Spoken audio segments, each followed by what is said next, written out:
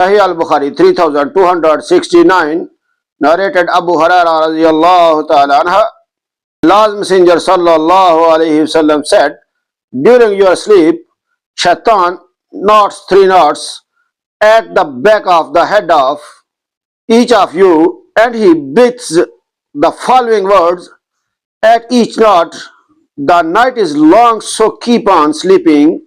If that person wakes up and celebrates the praises of Allah subhanahu wa ta'ala, then one knot is undone, and when he performs ablution, the second knot is undone, and when he prays, all the knots are undone, and he gets up in the morning lively and in good spirits. Otherwise he gets up in low spirits and lethargic.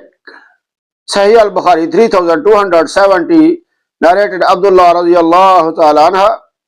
It was mentioned before the Prophet sallallahu alayhi wasallam that there was a man who slept the night till morning. After sunrise, the Prophet sallallahu alayhi wasallam said, he is a man in whose ears or air shaitan had urinated.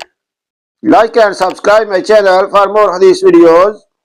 Allah bless you. Allah Hafiz.